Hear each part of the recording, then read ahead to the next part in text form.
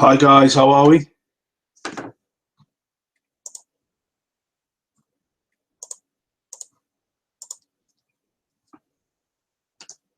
Can everybody hear okay?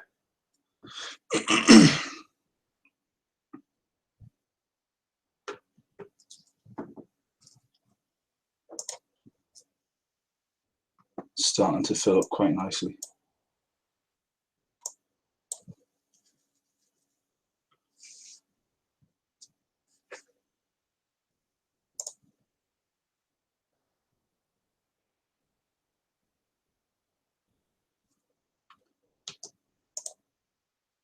So we've had a few technical issues when we did this on Wednesday, and Rob has been beavering away, but it's something to do with the platform we're using, and it's conflicting with Google and all sorts of stuff. So although you will be able to hear me and you'll be able to see the presentation, you might not be able to ask questions. So what Rob's going to do is copy and paste the questions. If you put them in, if you get directed to YouTube, he's going to copy and paste them back to the webinar. A little bit of a mess on for us, but I will get those questions and I will answer them at the end. So I hope that's okay.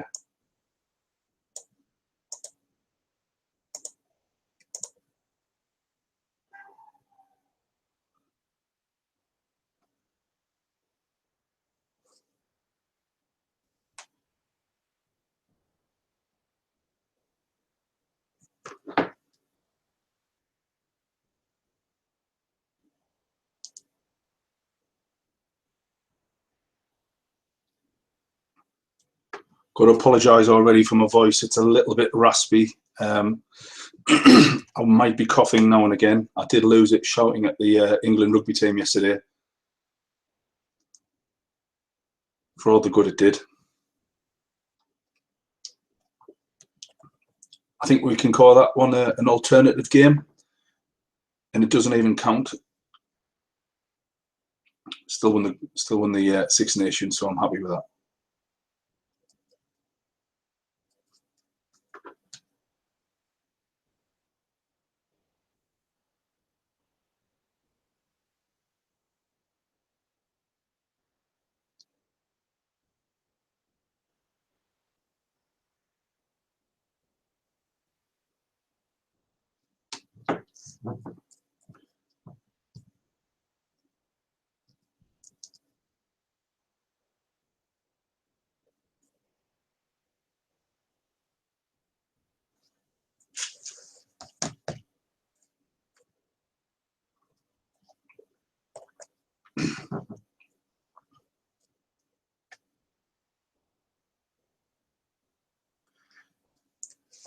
Brilliant. So my able assistant, glamorous assistant, Rob Stewart, who was helping me on this, on the technical side, as he's just pointed out, there's a comment box below the YouTube video. So any questions, please put in there. Rob knows an awful lot about Rent-A-Own, and he's absolutely sick to the back teeth of me talking about it. And I have been for the past 18 months, 2 years since we've been in business together. So he's more than able to answer any questions. If it's anything a bit more detailed or specific, he will be putting them in the comments box so I can see them and I can answer them as I go along. But you will get all your questions answered. It's just not going to be in the format that we're used to, as in you just type it in the webinar box and I can see it and answer it that way, but they will get answered.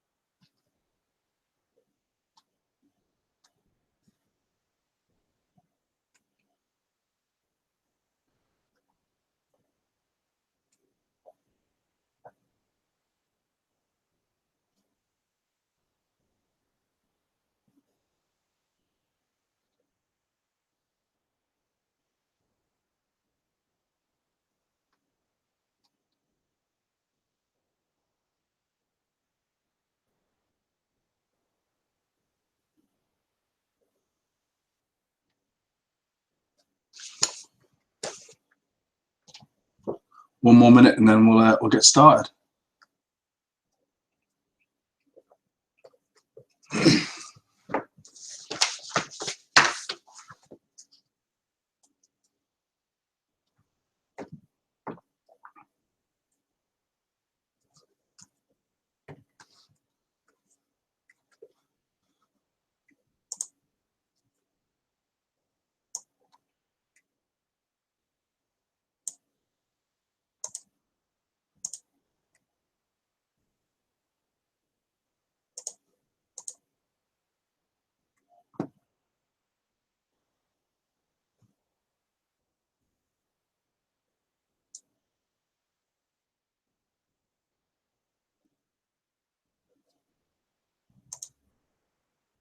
Great, right, well, we'll get started. I think that's filling up quite nicely here. I know Rob's put a link and he's put a little bit of a narrative around what the issues we're having here with the technical issues. So just to reiterate once again, if you've got any questions, please put them in the comment section under the YouTube video and Rob will answer them. Or if there's anything specific that you want me to answer, we've got a Q&A session at the end, or as I'm going along, if I can see it and I can find or there's a relevant place, because there's a lot of this webinar will answer all your questions. It may be in a 5, 10 minute or 15 minute when that particular slide comes on. So we'll try and read them. And if I can direct you off, I can just say, hold on 5 minutes, that question will be answered, because I don't want to lose the flow of the webinar and the training. Well, thank you so much for everyone for joining me on a Sunday evening. Really appreciate you spending the time and effort to listening to this webinar. I'm really, really happy and pleased to be delivering this training on such an innovative and unique property. I'm very much a fan of rent to own. I truly, truly believe that it's the only win-win strategy out there, and it targets so many demographics. Of course, we've got the other strategies, LHA, service accommodation, HMOs, commercial conversion. You know, they're all great in their own way, but they only benefit one party. They only benefit one side. Rent to own can benefit so many different people. Letting agents, tenant buyers, deal sources and landlords, that many people can benefit from it. If you know rent to own, especially my product, and you've seen my articles or we've spoken at various networking events, it's got everybody's attention, to be quite blunt, because I've been using this strategy for quite a long time now, for many years, and people have seen the results I've achieved. They've read all the articles, they've seen, especially the one on my Forever Home, which I must get about 3 or 4 emails a week on that one. How did you find it? How did you structure the deal? How did you negotiate it? When are you going to buy it? So it's really, really grabbed people's attention. But I'm going to tell you all about it. I'm going to tell you absolutely everything to do with rent to own, and I'm going to cram it in to about 50, 55 minutes if I possibly can. We have got a Q&A session at the end, and I will stay pretty much all night if you want me to, and I'll answer your questions. But there's a lot of really good content that we're going to pack into this 50 minutes, 55 minutes. So fingers crossed, we will, just by going through the webinar, we'll answer some of those questions. Right, I want to start off a little bit about myself, just to let you know about me, where I'm from, that type of thing, because it's very, very relevant to how I've structured rent to own, and it's very, very relevant to how we operate rent to own. So a little bit about myself. That's not me, for starters. That's Billy Elliot. But that's where I'm from. So if anybody has seen the film or the program or the play Billy Elliot, where he is based in a little northern town, a little County Durham town. I can't remember what it's called on the film, but in real life it's called Easington. Where Billy Elliot was filmed is where my main office is and where I've lived for 10 years until moving to my Forever Home. I'm very, very proud of where I come from. I'm working class. I'm a colliery lad, a pit lad, is what they say. I've had the same group of mates for 20 years. Very proud of that. I'm not into this crap about get rid of your mates and start knocking about rich people and the circle of your 5 friends are who you are. I think if you're weak-minded, I think that's true. But I think if you've got true friends and you've knocked about them for years and they're your true friends and you've been through whatever, then I think it says a lot about you that you don't ditch them when you come successful or perceived to be successful. My kids and my children are the first generation that nobody's been down the mines. So that just tells you a little bit about my father, my grandfather, my cousins, uncles, all that sort of stuff. So when I talk about being working class, I literally am as working class as you possibly can be. Now, whilst that's not me, that is me. I used to be a professional cage fighter, so my job was to get punched in the face for a living. And I enjoyed it. I did it for about 5 years. Thoroughly enjoyed it. Went all over the world, went to America, trained with some famous fighters over there, UFC fighters over Europe. Loved it, and up and down the UK, and met some really great people. As a side note, I did a presentation about 6-7 years ago in the Wirral, and I was presenting at the front of the group, and I said that's how we collect rent in the northeast. There's this little old deer on the front row, went absolutely berserk. I just said I was a bully and what have you, and myself and the presenter of the organizer of the event had to tell her that it was a joke. She didn't say it as such. But the reason I put that up is that I've taken the attributes of being a professional fighter, and pardon the pun, I've moved it into the business arena. And I've moved it into all the companies that I use and the business partners that I partner up with. And those attributes are hard work, determination, and focus. And every business I have, I put my level best into it using those attributes. So just to give you a bit of an idea, I've got Castledine Sales and Lettings that I own. I've got Castledine Property Investments that I've got. I've got the Property Education Group with a very good mate and business partner in Rob Stewart, who is a digital marketing genius and guru. So if anybody's got any plug for him, if anybody's got any digital marketing issues, or you definitely need to see him. Coincidentally, he is the reason why Peg has grown so big in an 18-month period, just because of digital marketing prowess. So highly recommended. I've also got a company called the Property and Leadership Academy, which is a training provider, and we deliver NVQs and foundation degrees in management and leadership to other letting agencies and other estate agencies. So that will give you an idea about the level of professionalism that I inject into all the businesses that I have. Just to sort of further back that up, these are some of the awards that we've won. So in the lettings industry, the biggest award ceremony is the Sunday Times Letting Agency of the Year Awards. Now I can say they're the biggest, and I can say they're the best because we've won all the other ones as well, or we've been nominated. And I can truly say that these are the Oscars of our industry. So the top left one, the blonde-haired lady is Adele. She's my managing director, and she runs Castledine. That is us collecting the best agency in the north. The bottom right was Sir Clive Woodward. Could have done with him yesterday. That's us collecting the best training and development in the UK.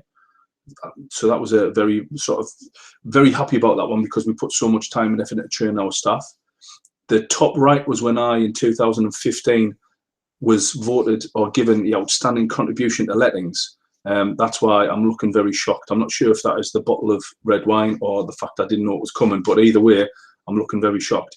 And the one on the left, the bottom left, was when in 2014 we went down to these awards in London, and we actually won the big one. We won the best letting agent in the UK. And what was especially pleasing about that was that Countrywide had just floated about 3 or 4 months before for $750 million. And we had half a table, each table seats about 10 to 12 people. And that's our entire team there that we took down. And Countrywide had about 3 or 4 tables, and we had to walk past them, and we beat them into second place. So, to see their looks on their faces was absolutely priceless. So that yet again, that just sort of backs up, and it just gives you a good sort of indication at the level of professionalism of how we operate the businesses. Because of those awards, it's led on to many other opportunities to do with publications and press. And those are some of the things that we've been on. I've been interviewed by Sky on a number of occasions. I was the BBC property correspondent for BBC Newcastle. We've been on BBC One Meet the Landlords, which we featured in. But the one that some of you may or may not have seen is the Britain's Benefit Tenants. We were in the first series. And that was a real revelation for us. It was a real eye-opener. We competed with, when it was released, I had no editorial control over it. The first time I saw it was when it was aired on the TV. So I was sitting there with my girlfriend, absolutely bricking it in case we came across not in a very good light, but thankfully we did, and we got a lot of amazing positive press on that and publicity.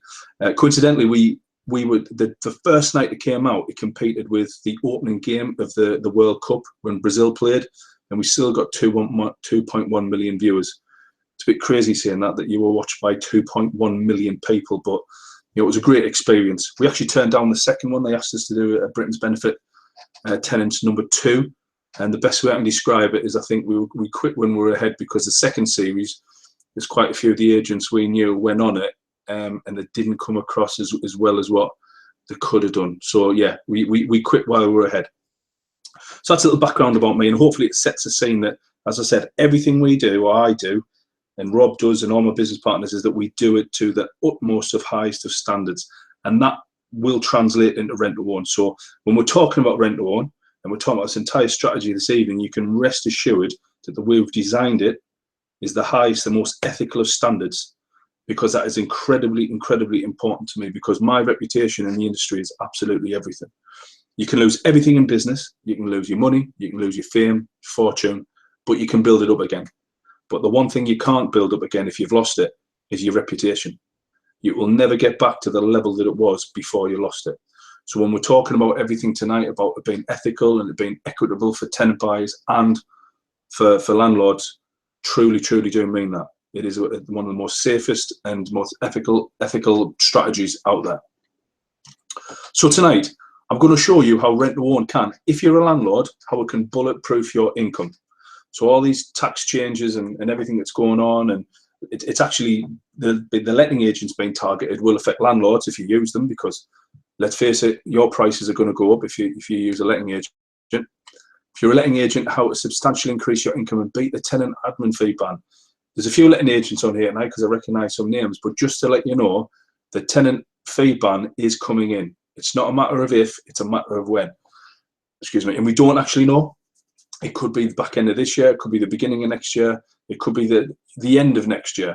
The point is, we're not too sure. But when it comes in, just like when it was announced, they won't give us a lead-up period. They will just say, it's in next month, it's in next week. By having a strategy such as rent to own in place, operating and thriving pre the ban, you'll be in a perfect place to weather the storm when it comes in. Tenant buyer, how to find your forever home now. And we'll be talking about my home, and I've got some pictures on it just to show you that it does it does exist. And there's a deal source, how to add another tool to your toolkit. There's a lot of people out there who are deal sourcing, so this is incredibly relevant to you. You can start today. Well, maybe not today, probably in the morning. It's a bit late to start tonight. But when we did this webinar on Wednesday, no word of a lie, and I've got 2 people who were prepared to come on as testimonials. We did it at 8 o'clock. By 5 o'clock the next day, 4 people had signed up on rent to own and were already starting making money. Less than 24 hours later, 2 people signed them up. The other 2 people had really, really strong leads, and I'm going to get an update tomorrow off them if they sign them up. That's how quick you can start using rent to own, and you can start making some substantial income. So what you're going to learn tonight: how to increase your net profit on your portfolio up to 28%, just like I did. And that's the gospel truth. I put part of my portfolio on rent to own, the properties that were applicable to it, because not all properties are, and we chat about that in a bit. And I put our clients, and I did some analysis on our clients' portfolio, and it was 28% increase in net profit. Notice I didn't say the rent, it's the net profit. The rent is actually immaterial. The rent is not what you charge. It's not the important number. It's what you make after all the expenditure. So it's a little bit like turnover for vanity, profit for sanity. You know, it's going to be the rent for vanity, but it's going to be the profit for sanity.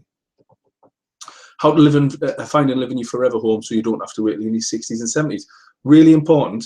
There's a lot of people that I know. My grandparents were one. My parents were another one, that they got the big house when they were in the 50s and 60s and 70s. Why can't you have it now if you're in your late 20s or early 20s, 30s, 40s? What's to stop you living in your forever home right now when you're young enough to enjoy it? When you're young, when your kids are young enough to remember living in such a perfect and beautiful home. So my children are 12, 7 and 14 months. And when we moved into our property nearly 3 years ago, there were 9, 4, and Bella wasn't even born. But the fact is that Bella and Jack, my 7-year-old, their only memories from childhood will be living in this particular property. And that is such a beautiful thing to have, that you've got this forever home and you're bringing up your kids and you're making your legacy while they're living in your property. How to monetize deals when the vendor landlord owes more than the property is worth. A lot of these deals people will walk away from. So a lot of deal sources and traders or you owe 100 but it's only worth 90, we can't do anything with it. So they walk away from it. With rent to own, you can monetize those deals. And by working with letting agents, you can both make more money. So if you're a letting agent, I don't think you realize what a perfect position you are in to make money from this particular strategy. If you're not a letting agent, make letting agents your best friend, because they have got an untapped resource that they do not know how lucky they have got. So as with any strategy, there are going to be issues or perceived issues with rent to own and why you can't and shouldn't get started. And there are going to be 3 reasons. So if anybody's been to the gym, if anybody's tried to get fit after Christmas, or they've tried to get fit after ready for a holiday or whatever, you always hear these things. I'll start on Monday. I'm too unfit to start, right? They're excuses. It's a load of BS. And to be fair, these 3 main reasons are a load of BS. But I'm just going to put them out there, because I know there's a few of you that will be thinking about these, but I just want to try and reduce and get rid of any barriers or any reasons why you can't use or implement rent-to-own strategy in your overall property business. So the first one, it's complicated. It's too hard to understand. I don't get it. If I can understand it, then you can. I am not an academic. I work very hard. I work hard to understand things. I was actually tested with dyslexia when I was a kid because I wasn't very academic at school. So if I can understand it, then you can. You do not have to be a solicitor or a property expert to know how it works. It's all about trial and error. It's all about getting off your butt and going out and doing it. It's all about making mistakes, but learning from those mistakes. And then we're going to try and help you so you don't have to make those mistakes later on when we chat about it. It's expensive to get all the contract and paperwork. Yes, it can be. If you're going to do it and you're going to do it correctly, then there will be some major costs associated with it. But I've got an offer at the end of this webinar, you will not be surprised to hear, that will make this the most cost-effective time to start rent to own. Basically, you will benefit from the tens of thousands of pounds that I've spent in getting our rent to own property and product and strategy up to its current form. Everything that we have done, all the pain, all the barriers, all the issues, all the problems, solicitors, letters, legals, we have effectively overcome those issues, overcome them problems. And at the end of the webinar, I'll talk to you about this offer that you can benefit from our mistakes. And no one is doing it, so it can't be a good strategy. I think that's brilliant. If nobody is doing it, then doesn't that mean that there's a big opportunity? It's a blue ocean strategy, because I've been using this strategy for years. Nobody still uses it, and I'm getting amazing results. And I've got the proof of that. So for me, yes, it's great if you use this strategy, but because not many people are doing it, it's not an oversaturated market. So I think we all know that there's certain areas that are oversaturated with HMOs, serviced accommodation. There's a lot of places that are oversaturated with various strategies. The other thing you've got to look at is that there's low barriers for the rent-to-own strategy. So if you look at serviced accommodation, they've got Airbnb, the government are attacking that. If you've got HMOs, you've got Article 4. If you've got commercial conversions, you've got planning problems and planning issues. Those are all big major issues that, let's face it, the government could come in at just one swipe of a pen, pretty much wipe that strategy out. They really could. With rent to own, you can't, because it's just a normal consent to let. You can't stop renting out properties to tenants. And that's all this is. We've had the FCA compliance report done, so we know for a fact it doesn't need to be regulated. We've done everything absolutely correct, and we know and understand that they can't regulate it because it's very, very similar to the government strategies and current government initiatives, rent to buy and the like, and such and so forth. So we know that rent to own or the similar is here to stay. So I need to ask you, is this for you, right? You want a more hassle-free, more profitable portfolio. You want to drastically increase your income as a letting agent, and believe me, guys, for all those letting agencies on here, it really does work. You want your forever home now. You want to monetize deals that you've previously been passing up if you're a deal sourcer or a trader. If you don't want any of these, then rent to own is not for you. Now, I'm not going to be on this webinar and say that rent to own is the be all and end all. There are some areas, places, types of properties that rent to own doesn't work well with, just like HMOs don't work in certain areas, or professional lets don't work in certain areas, or LHA lets don't work in certain areas. So this is not all encompassing everything to all men and women. However, it is a brilliant strategy to complement your current property journey. What this isn't, and I do need to go over this, this is not a get-rich-quick strategy. It's not a cash flow strategy. So there's a few people that may or may not know a little bit about rent-to-own from my various posts and articles and maybe your own experience. And you know that you take a rental amount and you take an additional amount, and that is the top-up, recurring monthly option fee, whatever you want to call it. Now, some people are using that recurring monthly option fee and they're taking it and they're spending it. It's not your money, it's the tenant buyer's money. So we've got to be very, very mindful of that this is not a cash flow strategy and that is not your money to take. This is not a do nothing and find my perfect home. You can't expect to find your perfect home by just sitting on your butt and expecting it to come to you. You've got to go out there and you've got to graft for it. And this is not a load of sales BS, because I am currently doing this. What is rent-to-own? In a nutshell, I'm going to oversimplify 4 or 5 years worth of work, but in a nutshell, we are letting a property to a tenant buyer who has aspirations of owning their own home. So I just want to take that sentence in its entirety. So you're letting a property, nothing no more, no less. You're just renting a property and to a tenant buyer.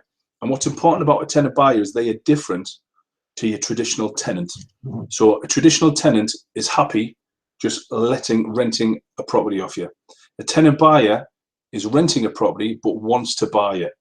Now, you could have tenants who want to buy a property but don't even know that rent-to-own product, or there is a product out there that will allow them to buy property. You don't know what you don't know, in other words. People are just renting properties on a daily basis, spending what they class as dead money, month in, month out, and they don't know about the rent-to-own product. But they have aspirations of owning their own home. They then rent the property at a pre-agreed rent, pre-agreed term, typically 5 to 10 years.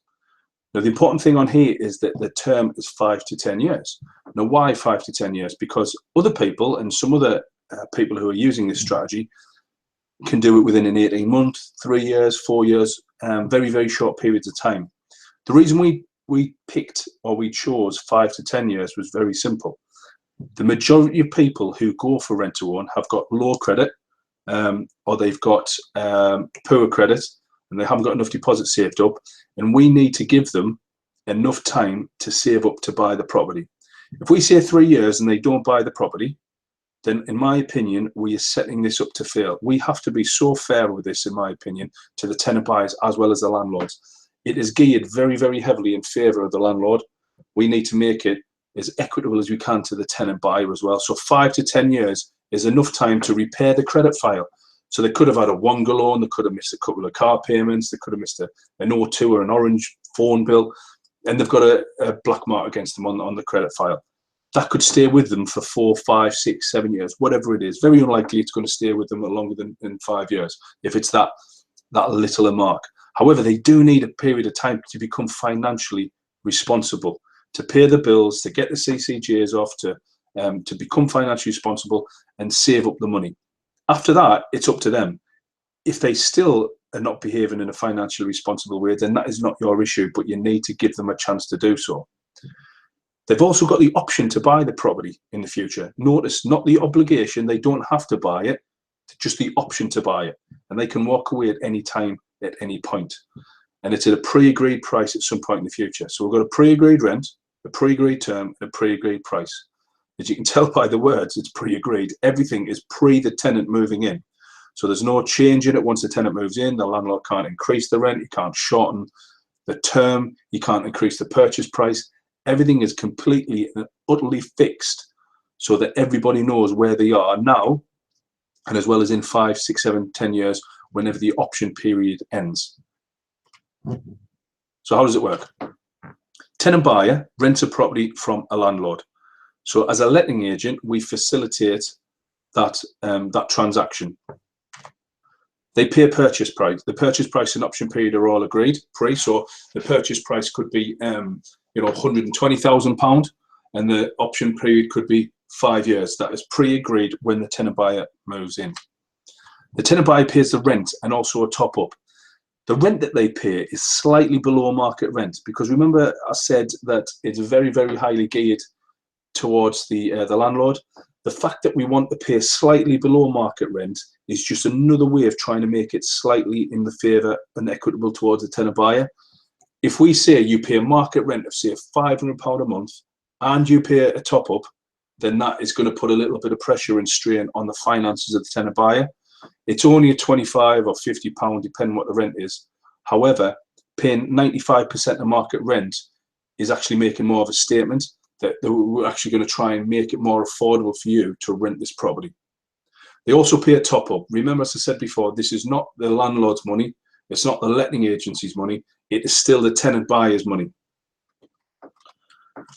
The top up is saved up to be the deposit for the house purchase, and it's 10%. So using the figures I said before, we've agreed a purchase price of £120,000. So the tenant buyer is going to save up 10% of that, i.e. £12,000. So at the end of the 5-year option period, the tenant buyer will have in there, in the client account, in the agent's client account, £12,000 that will go towards purchasing this property. So it's a little bit like living the property while you save up your deposit. They have no access to it, so they can't turn around at 4 months and 11 months, ask for the 12 grand back and then do a runner. It is saved in the client account, and they don't get that back if they don't purchase the property. So the tenant buyer is financially vested in purchasing this property. The tenant buyer is contractually responsible for the repairs. So it's contractually responsible. So I've got it. There's a bit of a caveat to this. If you want to be a nerd, it's Section 11 of the Landlord and Tenant Act that says that the landlord is common law is responsible for the repairs, and that is true. But contractually, in the agreement between the landlord and the tenant buyer, it states that the tenant buyer will do all the repairs. Now, we've done 55 of these, not including the dozen or so that I've got on rent to own. Now, in every case, not one tenant buyer has turned around and dug their heels in and said the landlord must do the repairs. But we have a provision, we have a clause in our contracts that states that the landlord can take any money from the top up to pay for the repairs, and the tenant buyer has to then replenish that money in that client account. So ultimately, the landlord is not out of pocket for doing those repairs. The tenant buyer often improves the property. Now, if I wasn't a tenant buyer myself, I wouldn't believe that, because I feel as though you're doing up somebody else's houses, you're improving somebody else's house. The first person that we ever put in a tenant buyer into a property, within 3 months of moving in, he put a conservatory on the back of this of the landlord's property. I remember my managing director, Adele, who was in the photographs, phoned me up and said, "You're not going to believe this, but so-and-so at a particular address wants to put a conservatory on the back. I'm going to have to phone the landlord." Apparently she phoned the landlord, and the landlord just couldn't believe it. And he said, "So he's putting a conservatory on the back? You know, it's going to add value to my property. You can't take it away when he leaves, etc., etc." And the guy did. The tenant buyer literally put a £6,000–7,000 conservatory on the back of the landlord's property, because he knew he was going to buy the property. We ourselves, we have improved our property that we live in our forever home. So we've, you know, spent tens of thousands of pounds on the garden. We've uncovered oak floors, and we've had them sanded down, you know, wallpaper, everything, you name it. My Mrs. Gemma has absolutely refurbished probably about a third of the property, even though I'm telling her not to until we actually buy the property. But it's very, very surprising. And that is the reason why we called it rent to own rather than rent to buy, because we feel as though when you own something, there's more of an emotional connection to it. So people are more likely to treat it as their own. And when you treat something as your own, you take care of it and you put your own mark and your own stamp on it. At the end of the option period, so that 5 to 10 year period, there are four options that you can do. So the first one is you can buy the property, and that's brilliant. You know, that's the ultimate. Everybody's over the moon. You know, everybody walks away happy. The landlord gets his property bought, the tenant buyer lives in their property, and that's a win-win for everybody. The next one is that the tenant buyer walks away. We don't chase them for the money unless they're in arrears or they've damaged the property, but they lose any saved top up, and that is a condition that they sign up to when they come in, when they sign the initial contract. So if they saved up thousands of pounds and they walk away, they lose it. We get asked all the time, do you think that's fair? Why is that? And we have actually been asked it once by a tenant buyer, and the way that we stated to them was, imagine you go into a car showroom and you want to buy a little two-seater BMW, Mercedes, whatever it is, because there's only you and your wife. All of a sudden, 4 months later, your wife becomes pregnant with triplets, and you've got to sell the car. You don't then have the option to go back to BMW and say, can I have my money back that I paid you, and can I get to keep the BMW? You've got to either hand it back or you've got to walk away. And that's the same here. You don't get to keep the money that you've already paid, and you don't get to keep the property.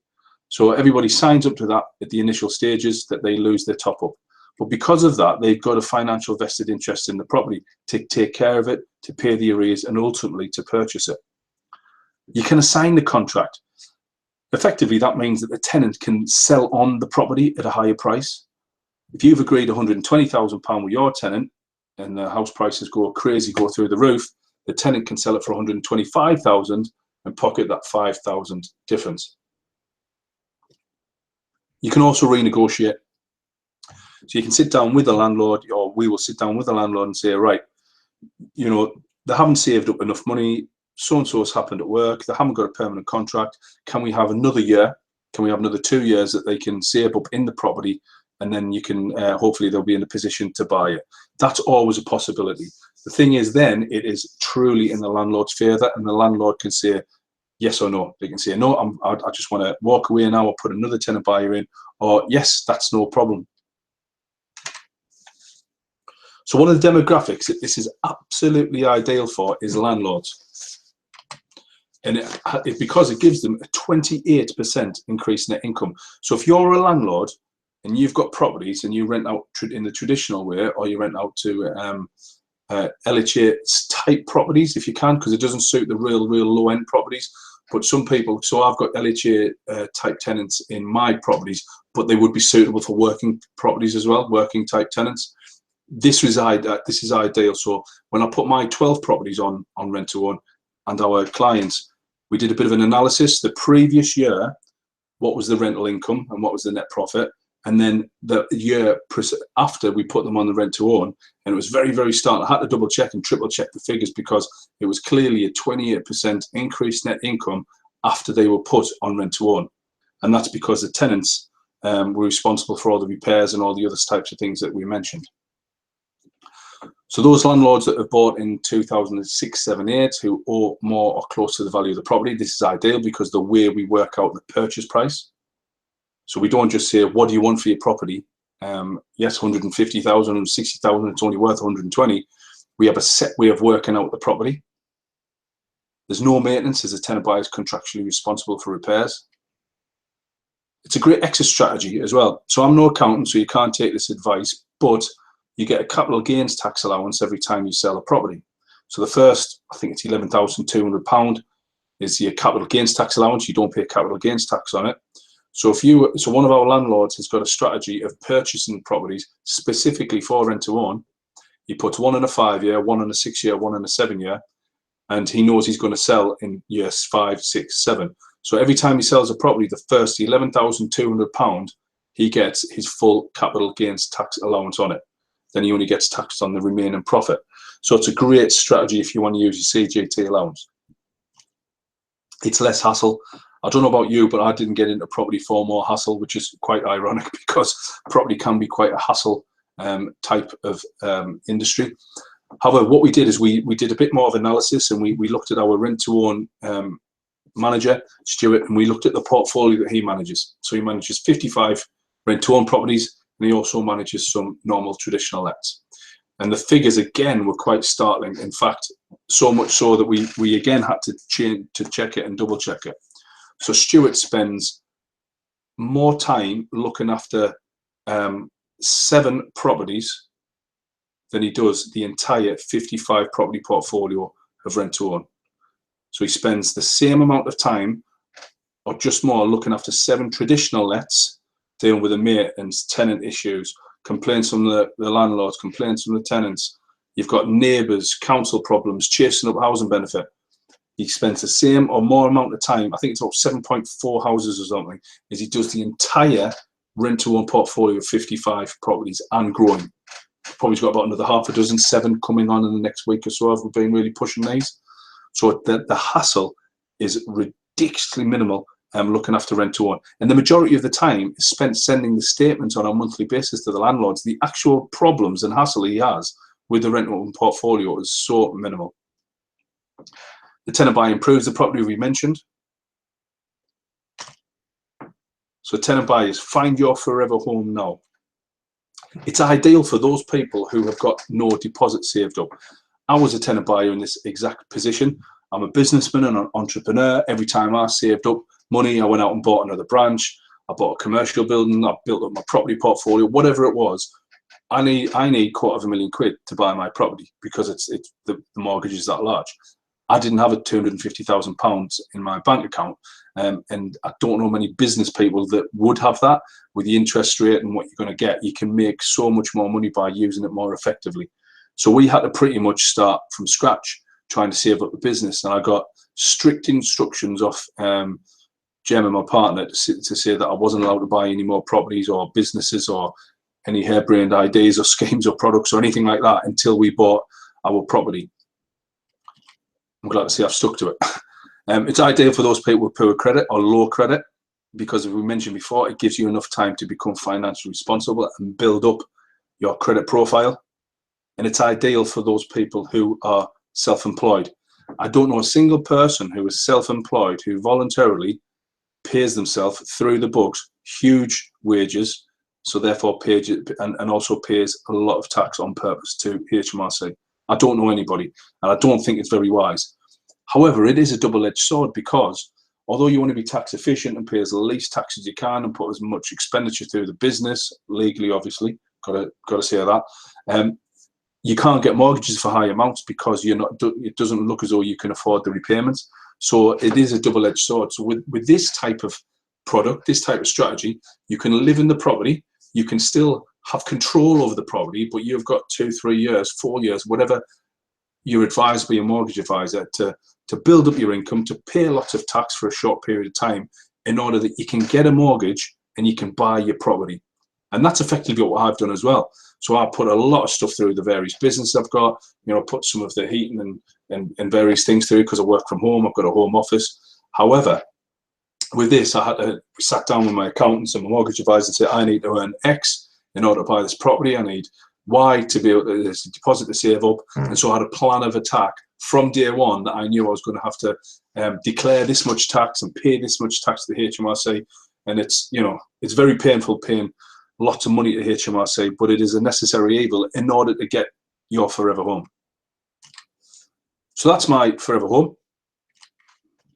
It's a 7-bedroom old rectory. It's a Grade 2 listed building. I've got a 5-year option on it and it ends in May 2019. We've agreed purchase price of £650,000, so you can see why I needed 250 grand including the stamp duty to purchase it, and we will buy it by the end of this year. In fact, I'm hoping to have this purchased by the end of summer, which will be a huge achievement. And we'd have saved up that much money in just over 3 years and 3 months or 4 months or something. So it's a lovely home. It's our forever home. One of my children had been born here. The other one was 4 when we moved in, 3 when we moved in. And Stephanie, my eldest, was 8.5, 9. So it's a great place to bring up the children and bring up the kids. And it was one of the reasons why we sort of went for this particular property, was because we wanted to bring up the kids in it. It's just a nice feeling that you can provide for your children rather than in your 50s and 60s and then be able to afford it once you've sold the business or once a couple of investments have matured or whatever it is. At least now we can all enjoy it as a family together. Rent to own is also ideal for deal sources and deal traders as well, because it's another tool to your toolkit. This is not going to be every single deal, by the way, guys. This is not going to be every single vendor that you go see or sit in their house. Rent to own is perfect for them. This is going to be perfect for the ones where you can't monetize it. You feel as though you need to walk away from it. But guess what? If you're walking away from it, other people are walking away from it. So you will have an untapped market. Because it's unique, you will have low or no competition. How many people do you know that if you go see a vendor and they say, well, listen, it's only worth 100, but I need 105 to sell it. How many people would walk away from that deal? There'd be pretty much everybody. But if you've got rent to own and you understand the strategy, you can monetize that deal. You can team up with agents. Remember, as a deal sourcer and a trader, you don't want to be managing properties. You're very salesy if you're a sourcer or a trader. Agents are very processy and very process driven. The two do not mix. I know that from experience. I've got an estate agency and I own several letting agencies. And I can tell you that when you speak to one, it's very processy and very strict and by the book. And one is very salesy, and the sales patter just rolls off the tongue. As a deal sourcer and a deal trader, if you're good at your job, you will be very salesy. It's just the way it is. So team up with agents to do the general day-to-day management of it. And it's an amazing way to earn additional income. Letting agents increase your profits. You can earn really good lumpy income. As a letting agent, we charge, for the entire deal, we charge £3,000. So we charge the tenant buyer £1,500 and we charge the landlord £1,500. When you look at, we'll talk about the landlord first. When you look at what they would pay for a normal tenant fine fee, depending on where you are in the country and the type of property, if it's a month's rent or 2 weeks rent or whatever it is, or a set fee, they're probably going to be paying around about anywhere between £750 to £1,250 to £1,500 anyway. So to get on this this strategy and to give them the increased net income, £1,500 is a very, very small price to pay. And we found that is the sweet spot that landlords do not mind paying.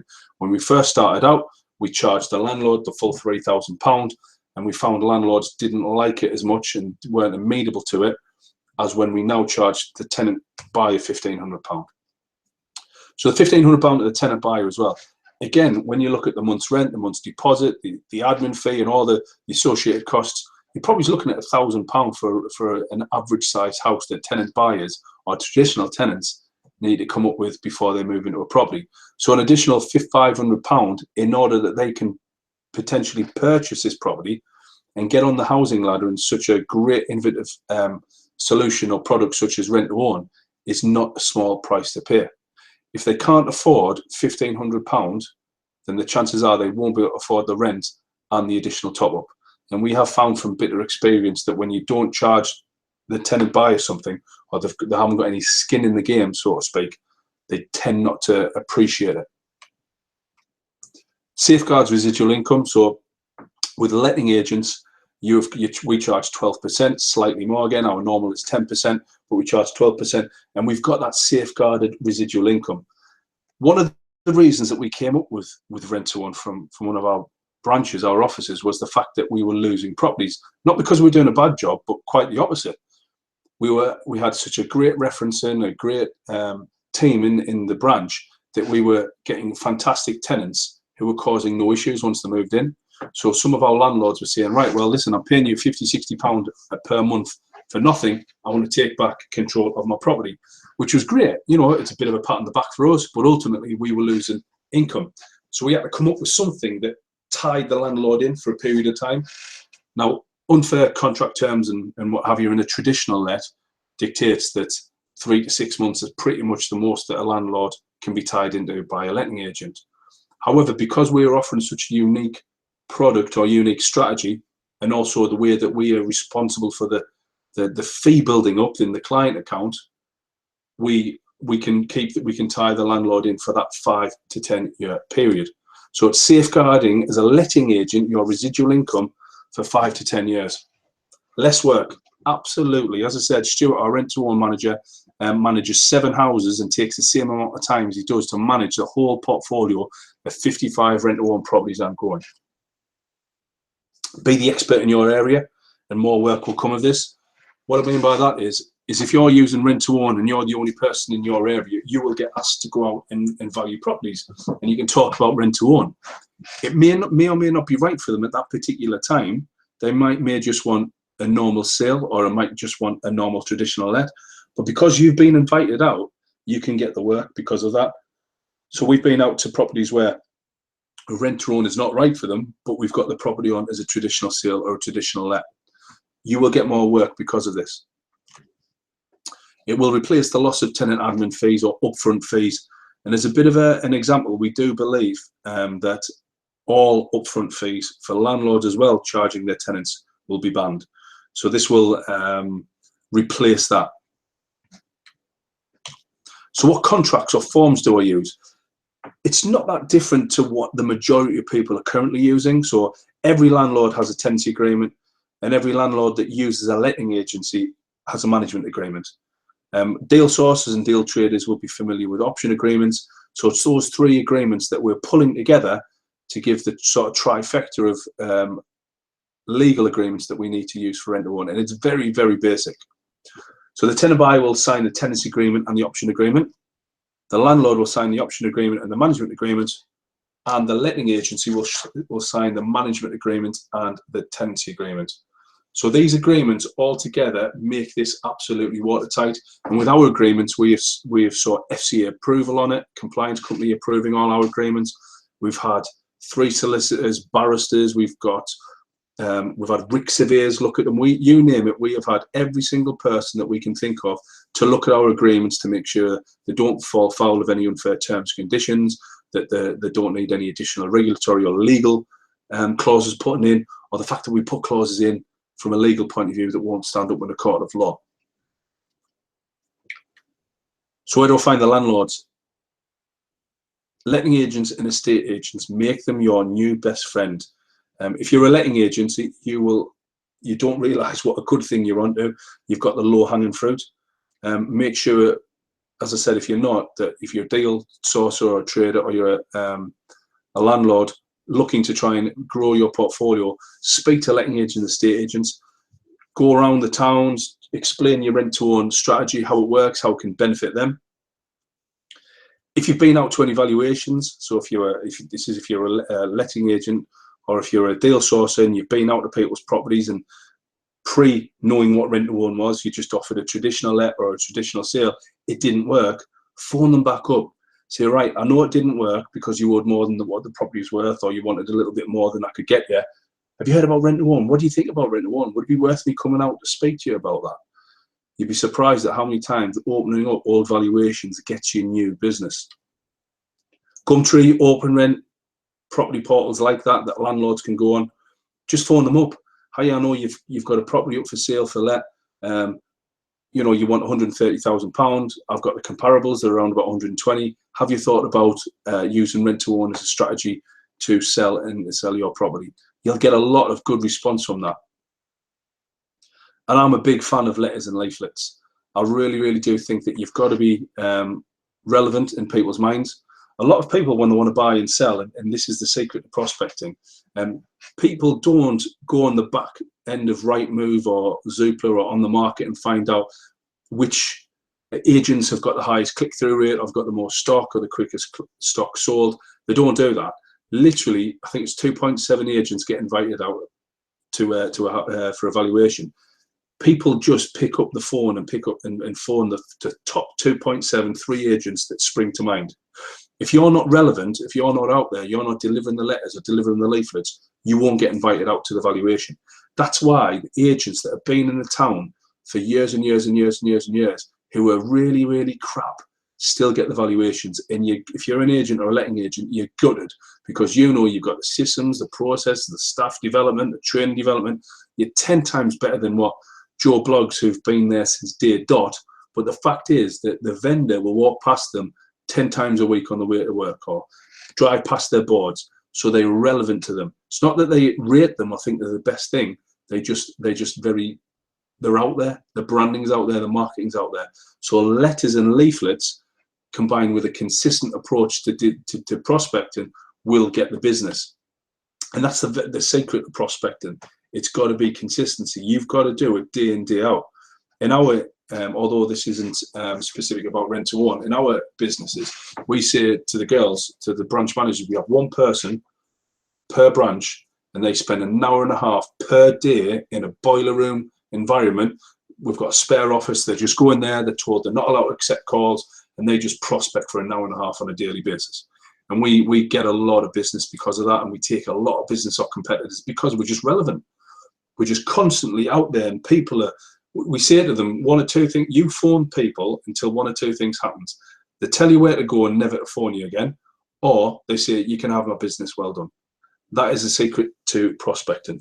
I'm not going to say it's almost stalkerish, but if you want to get business, you've got to be consistent with it.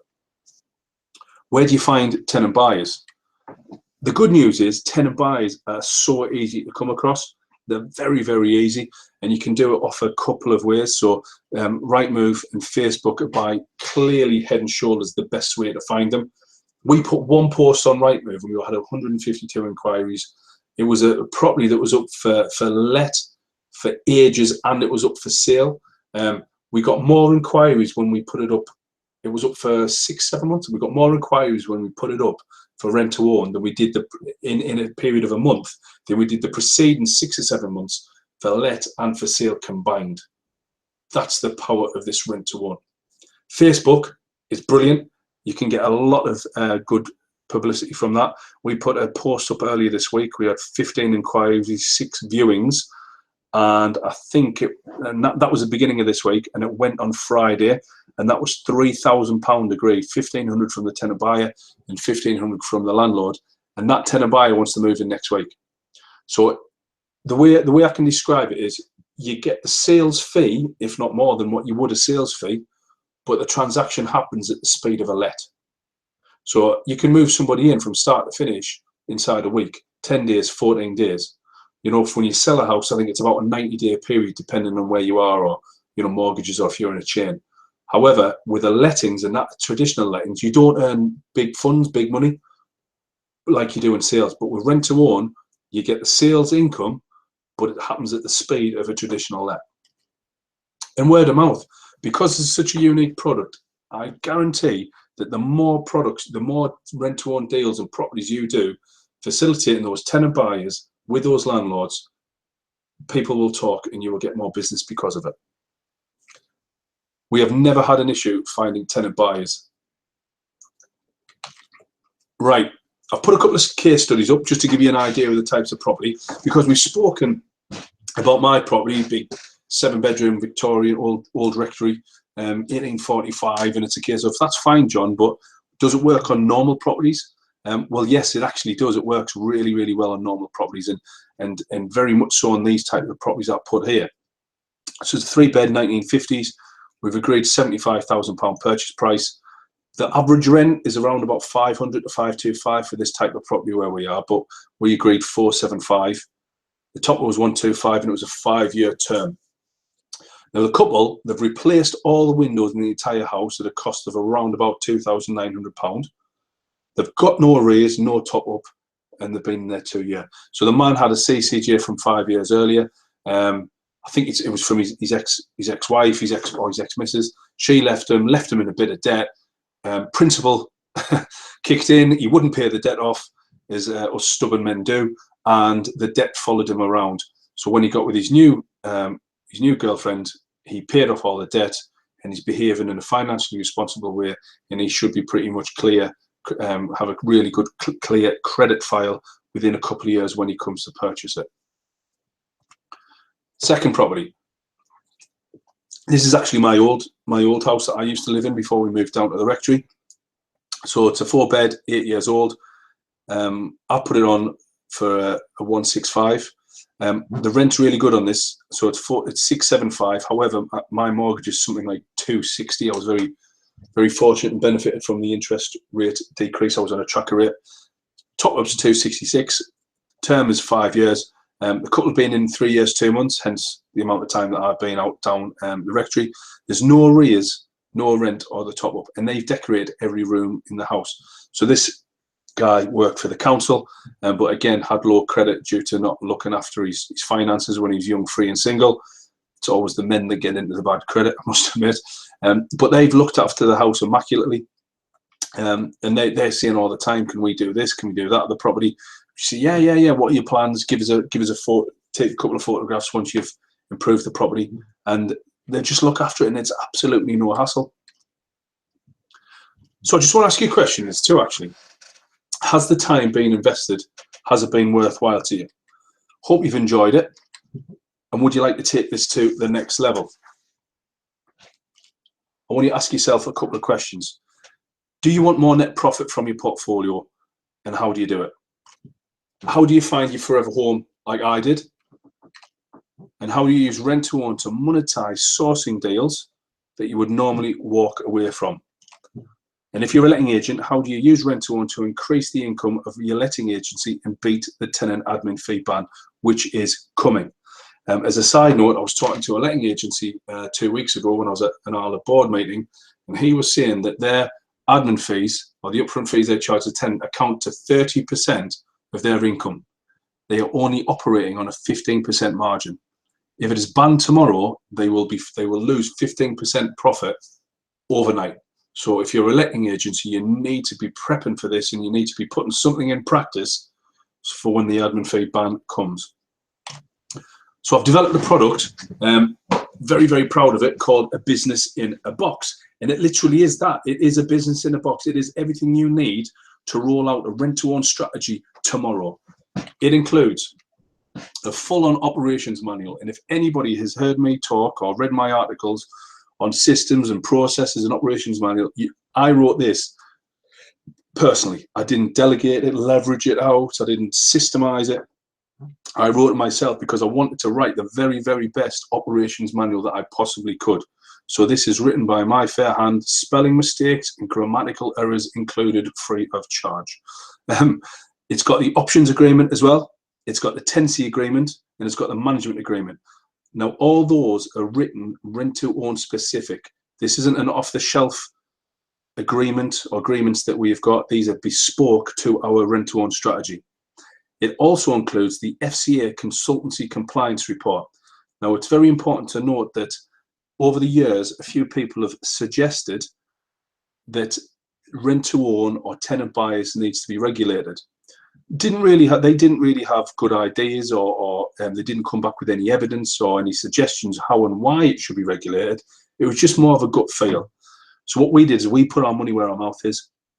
We spoke to one of the top FCA consultancy compliance companies in the UK, and we basically put our money where our mouth is, and we said to them, right, I'm going to detail our rent-to-own strategy, and you tell us if it needs regulating or not. And they did, and they came back, and we were prepared, by the way, guys, to either close it if it did, or to go through FCA compliance, which would have been a very expensive process. And they came back and they said, in our current form, it does not need to be regulated, which we're absolutely ecstatic. But it cost us a lot of money, £4,000 to be exact, just for this 9-page report. In the operation manual, I talk about how to sell it to your landlord or your tenant buyers, how to attract landlords and tenant buyers. Where do you go and why? Where do you find them? Is it Rightmove, on the market? How to, negotiate, talk about the adverts, that type of thing. What properties are suitable? As with every strategy, not every property is suitable, and this is no different. So rather than wasting time chasing every bit of property out there, how you can target and laser focus on certain types of properties in certain types of areas to ensure you get the best return on your investment, be that money, be that time, be that effort. We've included 3 sales letters, so they're the exact letters that we send to agents. And yes, we do deal with other agents to try and help get their stock and try and put them on rent-to-own. How to target landlords and vendors as well, so you get the exact letters that we use. And I've detailed some more case studies so you can see how it works. Every major question we've ever been asked in the last 4 years is detailed in there. So I can guarantee, even if you don't think of a question tonight, we have been asked many, many, many times, many different questions. It is in there. And as I said, I've written the answers to those because, I wanted to make sure that if you're going to buy this product, it comes from me. It doesn't come from my staff. It doesn't come from somebody, a VA. It actually comes from me. So I've had several meetings with all our rent-to-own guys, the valuers. So every question they've come across and all the training that we've put them through, we have put it into a frequently asked questions pack, and we've put it in this manual. Everything you need to start now. As I said, maybe not now, but certainly first thing in the morning. So you get the FCA compliance report, a professional opinion why the product does not need to be regulated. Contracts, you get the blank templates, and you also get the completed contracts. I've highlighted in red where you fill certain fields in, so it's not as if we're giving you a blank contract and say, there you go. We've put dummy information in so you can see where the names goes, where the dates goes, where the amounts go. It is so easy. And I've also completed, I finished the last one this morning, 6 videos, in-depth explanation. So those are screen captures of PowerPoint presentations where I'm talking about the various aspects of the operation manual in great depth. And the reason I've done that is because I appreciate not everybody is a visual learner. Not everybody likes reading a manual. Some people like to watch videos. Some people like to listen. So I've tried to adapt the learning material to suit various people and the way that they learn. I want to give you the best way that you can learn and be successful at this strategy. Because from a selfish point of view, if you're successful at it, you're going to tell others and people are going to come to us. If I just give you a manual and say, there you go, read it, and you're not that type of a person, then you're not going to be successful at it. Everything we use in Castledean, not one thing is left out. I literally cannot be any more honest and say that everything. When I spoke to Stuart, our rent-to-own manager, and I told him what I've included, his exact words were, you literally have included everything except for the telephone and the computer. Everything is in there.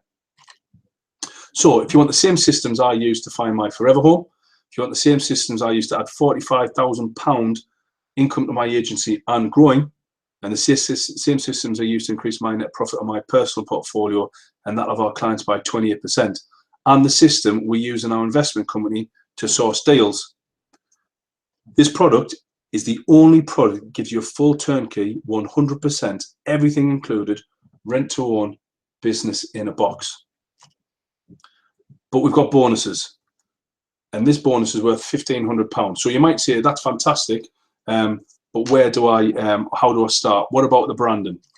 Well, don't worry, because we've even given you our current branding guidelines. What I'm giving you is permission to use, because everything in Castledean is we've registered the intellectual property, from the logos to the branding to the names to absolutely everything. What I'm giving you is permission to use our branding if you want to. It's an option. It's not an obligation. You don't have to. However, we have spent many, many thousands of pounds finding out and split testing this and getting feedback off the tenant buyers and the landlords and our staff, what works, what doesn't work. We've put the copies of the leaflets in. I've given you the logos, the business cards, the compliment slips, the letterheads, even the folders that you can tomorrow, you just take out where, so you can see on the right hand side it says rent to own with your name. Ours is called rent to own with Castledean. If yours is rent to own with Rob Stewart, rent to own with Joe Blogs, you just take that out. There's editable PDFs, so you can do it yourself. I've even put in the contact details of our designer that we use, and I've negotiated a very, very fair rate with him that if you want to use him, you can use him to put your names on it. And because he's already got all the branding, it'll be extremely efficient, and he can get that back to you very, very quickly. And his normal rate is £40 an hour. I've negotiated him down to £20 an hour, and he pretty much says that to do everything, the logo, the business cards, the conferences, letterheads, will take less than an hour. So you can get an entire business designed with the branding, and you can go and get it printed off. You can get it designed for less than £20. There's another bonus. If you know me, you know I'm a big nerd for checklists.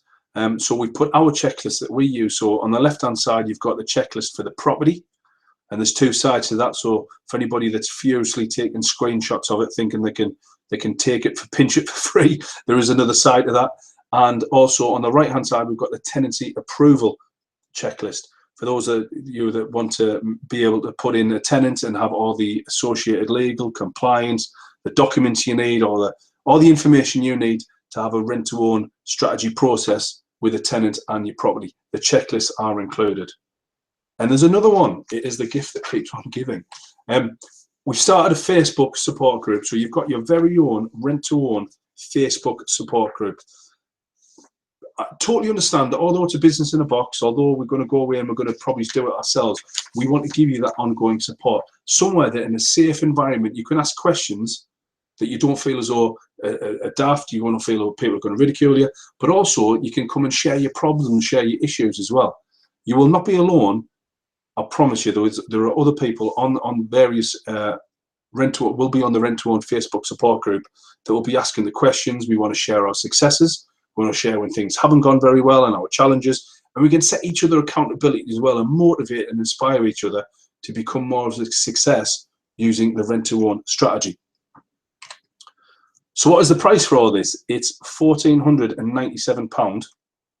There is no VAT, by the way, guys. That is a mistake. There is no VAT on this. But we're going to do an introductory offer of 997.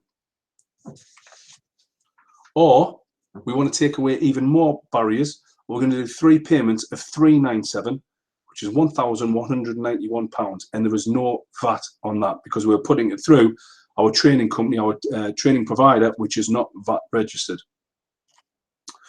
So I want you to click on, well, you can't click on this particular link, but copy and cut and paste that link, put it into your browser, and that will take you to the order form.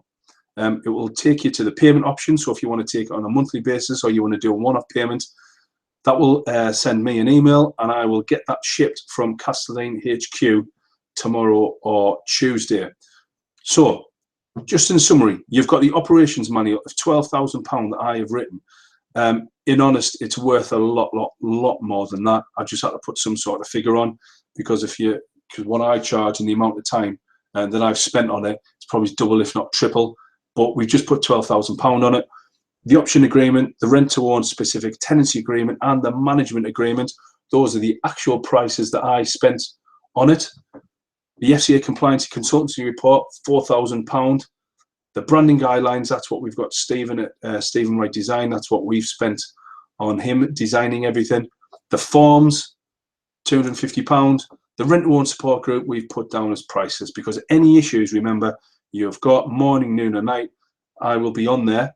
I've also got my solicitor on there as well because obviously I can't offer any legal advice, but I've managed to twist his arm and he's going to be on there and he will answer any legal specific questions.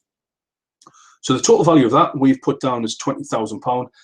I think it's a lot more than that, but you're going to get an awful lot if you want to buy this rent to own business in a box. So payment plans, 3 times 397. Copy and paste that link, put it into your browser. It will take you directly to the order form. Or you can have a one-off payment of 997. Again, it's a bit link, it's PEG 222. So I hope you've enjoyed that, everyone. Thank you so much for coming out, or well, you haven't come out, you're sitting watching this training session. Really appreciate it. I'm going to be here now for another half an hour. So if anybody's got any questions, I'm more than happy to answer them. But if anybody wants to buy that, it's bit.ly, it's PEG 222. And hopefully, if you buy it, we will see you on the Facebook support group. So once again, thanks very much for listening. And I'll be taking any questions. So I'm just going through. So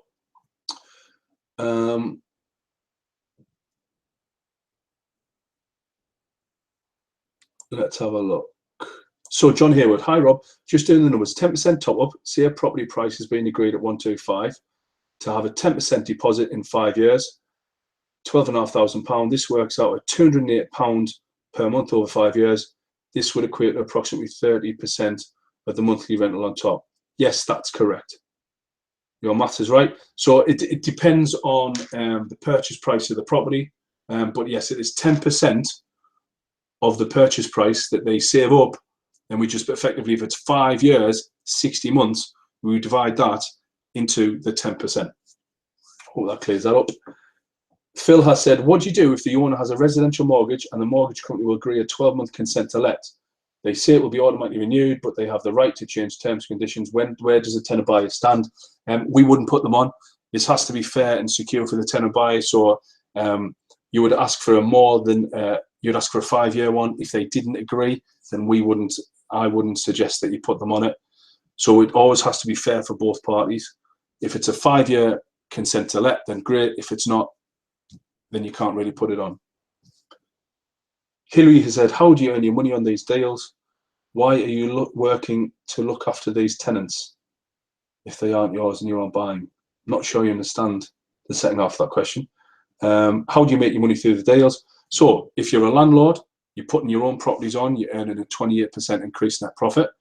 If you're a letting agency, you're facilitating the tenant buyer and you're facilitating the landlord.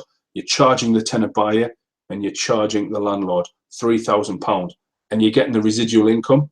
If you're a deal sourcer, you're working with letting agents and you can split that commission however you want. So if I was a deal sourcer and I understood rent to own and it was my product and it was branded up, you know, rent to own with John Paul sourcing, I'd go to a letting agent and I'd say, right, we can charge £1,500 to the tenant buyer and £1,500 to the letting to the landlord. Have you got properties that would be suitable on this, that you would just take a normal let? They say yes. You say, right, you take £1,500 off the landlord, I'll take £1,500 off the tenant buyer. You can split the commission, in other words. So how you deal with a letting agent and how you split that commission and how you monetize the deal, it's very open. It's just communicating with a letting agency and seeing what they want from it.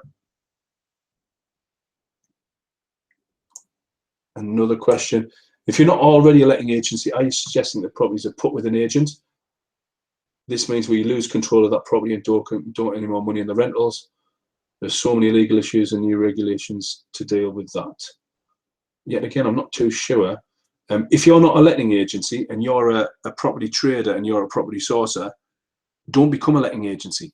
You know, you can make good money by doing a lot less by being a sourcer than you can by opening up a letting agency. You don't lose control of the property, because if they're an ALA registered or a NALS registered agent, there's certain regulations and standards that they have to comply with. So what I'm suggesting is that if you're a deal sourcer, stay a deal sourcer. Don't try and change your direction just so you can manage a couple of properties. I hope that makes sense.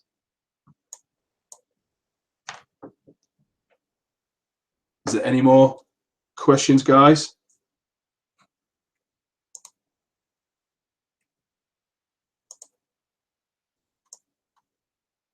How you earn your income is completely, if you're a landlord, it's because you're saving the income and you're getting a 28% net profit. If you're a letting agency, it's very, very simple. You're charging the tenant buyer and the letting agency. I think the problem is, how can people monetize this if you're a deal source or a deal trader? It's very, very simple. These are properties that you would normally have walked away from. You can charge a tenant buyer, or you can charge, you can work with a letting agency and they can manage the property, but you know, you can charge a tenant buyer once they move in the property. So these are deals that you can monetize that you couldn't normally monetize before, because you would walk away. You wouldn't have the option of rent to own.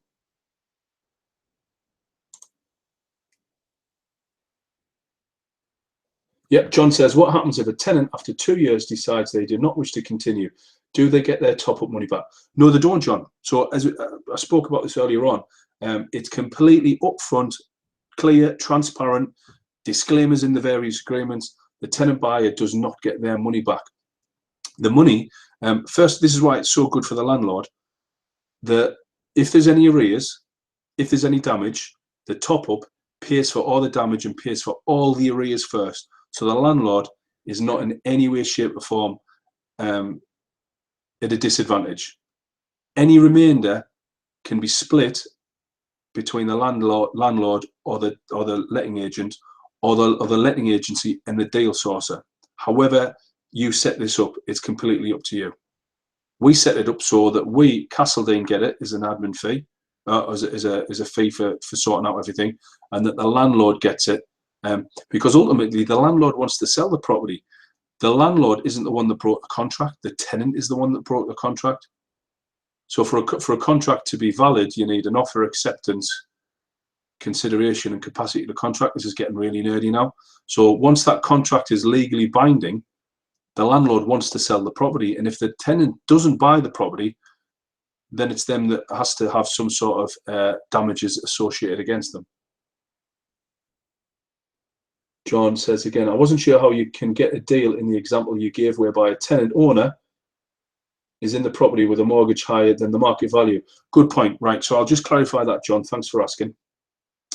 Right, so somebody lives in the, right, a landlord owns a property and he bought it in 2006, 2007. So it is worth, for example, £110,000. Sorry, it is worth £100,000, beg your pardon. It's worth £100,000, but they owe on the mortgage £110,000. It is underwater. So the way we work the future property price out is this.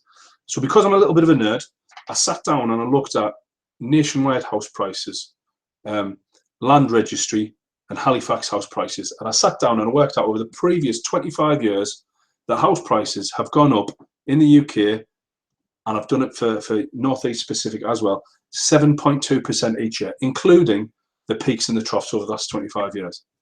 I've then halved it, virtually halved it to 4%, right? Now we know that 4% is very, very safe in terms of house prices going up year on year in the future. We then add 4% each year. So if it's valued at £100,000, in 5 years it will be £120,000. And that's the way we predict the purchase price. So if this is regulated at some point in the future, and this is what the FCA compliance company absolutely loved, by the way, whatever government organization or whatever comes to us and say, how did you work out the house prices? We said, we use actual data. There was no lick your finger and stick it in the air because it was a Tuesday, I fancied £120,000. It was a case of, this is the way that we worked it out. We used your actual government data to work out the future purchase price of the house. And we don't differ from that. That is the set way. We have it on a couple of occasions. We turn down probably the same amount as we take on because landlords want £130,000 in that example, 140, 150. And we say, no, because the tenant buyer will never get the property valued at that amount. We need it to be very realistic so the tenant buyer can purchase the property. So I hope that answers that question, John. Nigel says, hi Nigel. What happens if the landlord changes his mind or is unable to sell, either through death, divorce or incapacity? Good question. Death, it goes to the probate, so it goes to the estate. So we've spoken to receivers and we said to the receiver, so if the landlord is a contract in the contract in place to sell the property, would you honour it? And the receiver said, well, what do we do? What do most receivers do when a property is taken into estate into probate? We said, well, you try and sell it. They said, exactly. So we will honour it. Now, it's going to be very, very specific, and we can't guarantee that they're going to honour it. However, if it's death, the chances are that they will continue to honour it, and they're going to sell it to the sitting tenant. If the landlord chooses not to sell the property, as in any contract anywhere in the world, you know, you've got a contract with a tenant and it says you will pay the rent. The tenant can choose not to pay the rent. The landlord can choose not to sell the property. However, all the top-up goes directly back to the tenant buyer. So that's first and foremost. The tenant buyer is not disadvantaged in any way from the top-up.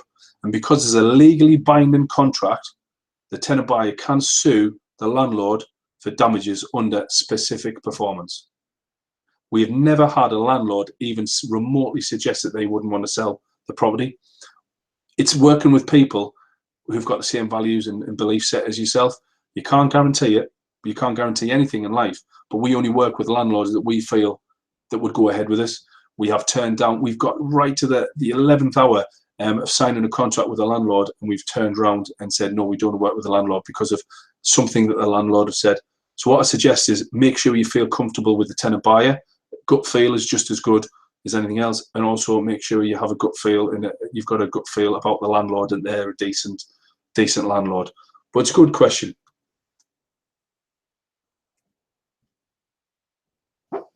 Hope that answers it.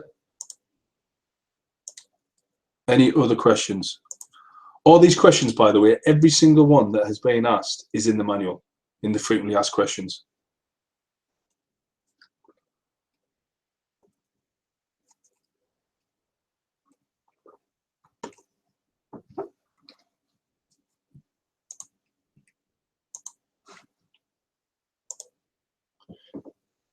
Great.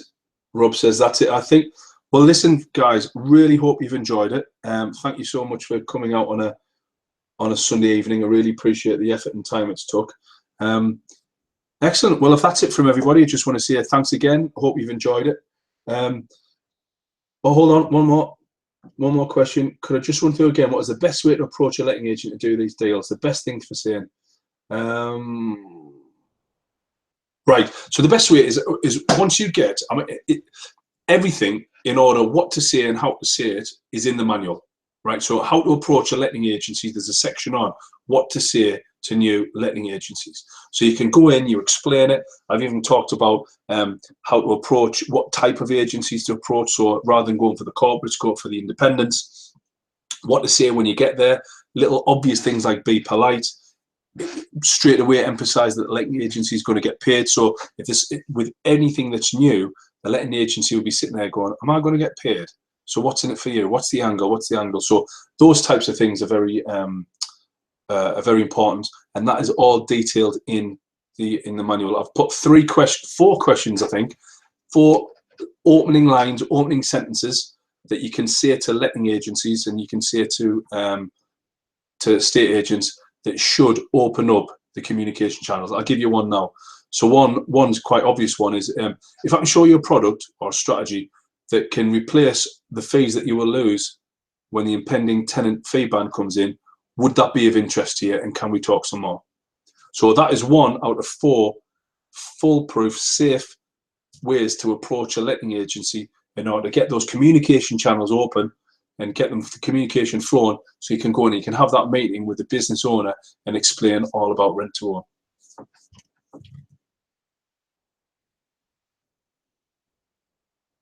Excellent. Right, well, if that's it, everybody, once again, thank you very much. I hope you've enjoyed it. Oh, hold on.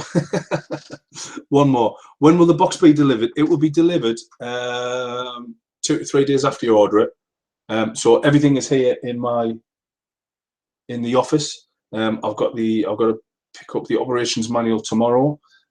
So yes, they will be getting delivered. Last one. Hold on. What happens if the landlord? I can't keep up. Rob, will you stop typing so quick? I think that's a repeat of that question. What happens if the landlord changes his mind? When will the box to be delivered? We've answered that one. Any more? Going to give you 5 seconds. If there's no more, I'm logging off. 5, 4, 3, 2, 1. That's it. I think that's it, guys. No more coming through. Last minute. Nope, we're done. We're done. Rob's saying, excellent. Thanks again, guys. So just click on that link, bit.ly link, PEG222. Once we get the notification, I'll get the team to deliver it. You will get it within 2 to 3 days. You'll get access as soon as you've ordered it. I'll get you on the Rent to Own support group. Wait till you get the operations manual before you start asking the questions, because what I don't want is questions for me to answer them that are blazingly obvious in the operations manual.